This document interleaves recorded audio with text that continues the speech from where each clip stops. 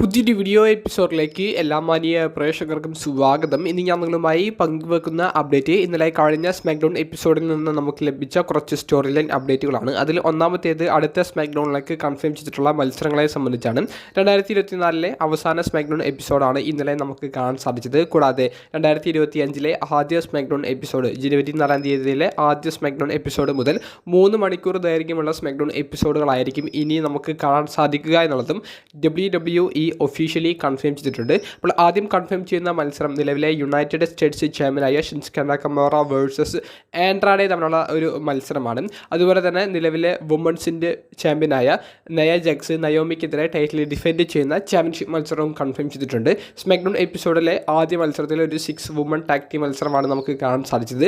അതിൽ Naomi, Bianca Belair തുടങ്ങിയ WWE women's tag team ചാമ്പ്യന്മാർ, കൂടാതെ ബെയിലിയും ടീമായിക്കൊണ്ട് നയ ജക്സ്, ടിഫനി സ്ട്രാറ്റൻ, കാൻഡിസ് ലെറെ തുടങ്ങിയവരെ ആ ടാഗ് ടീം മത്സരത്തിൽ പരാജയപ്പെടുത്തുന്നതാണ് നമുക്ക് കാണാൻ സാധിച്ചത്. അപ്പോൾ അതേപോലെ ടിഫനി ക്യാഷിന് വേണ്ടി ആ ബ്രീഫ് കേസ് എടുത്തു വരുന്നതും തുടർന്ന് വരുന്ന മിസ്കമ്മ്യൂണിക്കേഷനും മിസ്അണ്ടർസ്റ്റാൻഡിങ്ങും ഒക്കെയാണ് മത്സരത്തിൽ നയോമി കാൻഡിസ് ലെറയെ പിൻഫോളിലേക്ക് കൊണ്ടുപോയത്. അങ്ങനെ വിജയിച്ചതിന് ശേഷമാണ് ഈ ഒരു ചാമ്പ്യൻഷിപ്പ് മത്സരം നയോമി വേഴ്സസ് നയ ജക്സ് തമ്മിലുള്ള ആ ഒരു രീതിയിലേക്കും എത്തുന്നത്. ഇങ്ങനെ 2 മത്സരങ്ങളും ഔദ്യോഗികമായി കൺഫേം ചെയ്തിട്ടുണ്ട്.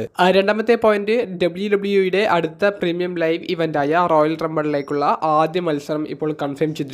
നിലവിലെ WWE അൺഡിസ്പ്യൂട്ടഡ് ചാമ്പ്യനായ കോഡി റോഡ്സും നിലവിലെ വിങ്ഡ് ഈഗിൾ ചാമ്പ്യൻഷിപ്പ് കൈവശം വെച്ചിട്ടുള്ള കെവിൻ ഓവൻസും ഇരുവരുടെ കൈവശമുള്ള 2 ചാമ്പ്യൻഷിപ്പും ഒരു ലാഡർ മത്സരത്തിൽ ഡിഫെൻഡ് ചെയ്യുന്നു എന്നാണ് നമുക്ക് അറിയാൻ സാധിക്കുന്നത്. അപ്പോൾ കോഡി മുന്നോട്ടേക്ക് വെച്ചത് കെവിൻ ഓവൻസിനാണെങ്കിൽ റഫറിമാർ കെവിൻ ഓവൻസിനെ ചതിക്കുകയാണ് എന്നുള്ളൊരു പോയിന്റാണ് പറയാനുള്ളത്.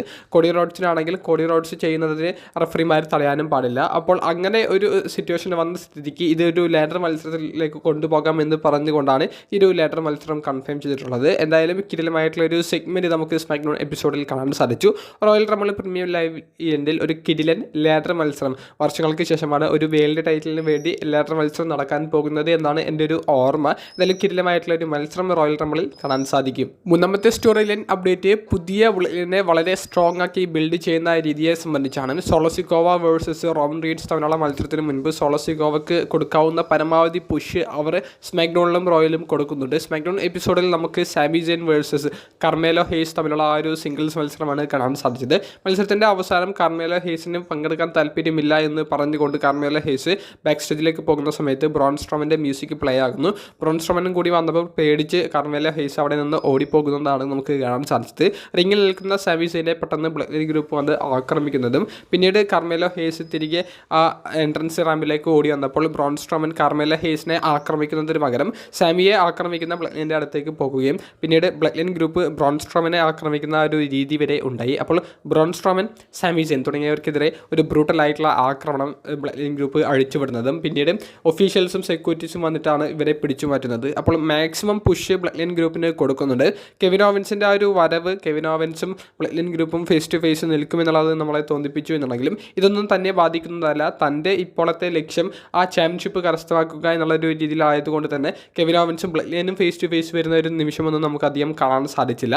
എന്തായാലും നല്ല രീതിയിൽ സ്റ്റോറി ബിൽഡ് ചെയ്ത് കൊണ്ടുപോകുന്നുണ്ട്. സോളസിക്കോവയുടെ നേതൃത്വത്തിലുള്ള ബ്ലഡ്ലിന് കൊടുക്കാവുന്നതിൽ മാക്സിമം ഹൈപ്പ് എന്തായാലും റോ നെറ്റ്ഫ്ലിക്സിൽ പ്രീമിയർ ചെയ്യപ്പെടുന്നതിന് മുൻപ് തന്നെ കൊടുക്കുന്നുണ്ട്. ഇതൊക്കെയാണ് നമുക്ക് സ്മാക്ഡൗൺ എപ്പിസോഡുമായി ബന്ധപ്പെട്ട് പങ്കുവെക്കാനുള്ള സ്റ്റോറി ലൈൻ അപ്ഡേറ്റുകൾ. ഇനി റോയൽ റംബിൾ 2025 ഒരു മാച്ച് കാർഡ് എന്നുള്ളത് പറഞ്ഞുകൊണ്ട് കുറച്ച് ഫോട്ടോസ് ഇപ്പോൾ സോഷ്യൽ മീഡിയയിൽ കറങ്ങി നടക്കുന്നുണ്ട്. നിങ്ങളിൽ പല കൂട്ടുകാരും ആ ഒരു ഫോട്ടോസ് ഇതിനോടകം തന്നെ കണ്ടിട്ടുണ്ടാകുമെന്ന് വിചാരിക്കുന്നു. അതായത് മാച്ച് കാർഡ്സിൻ്റെ ഒരു ലിസ്റ്റ് എന്ന് പറഞ്ഞുകൊണ്ട് ഒരു 3 പേജ്, അതിൽ ആദ്യത്തേത് മാച്ച് കാർഡ് ലിസ്റ്റും രണ്ടാമത്തേത് വുമൻസ് റോയൽ റംബിളിലെ മത്സരാർത്ഥികളുടെ ലിസ്റ്റും വിന്നറും റണ്ണറപ്പും ഉണ്ട്. അതുപോലെ തന്നെ മെൻസ് റോയൽ റംബിളിലെ വിജയിയെയും റണ്ണറപ്പിനെയും കാണിച്ചു തരുന്ന 3ാമത്തെ ഒരു ലിസ്റ്റും.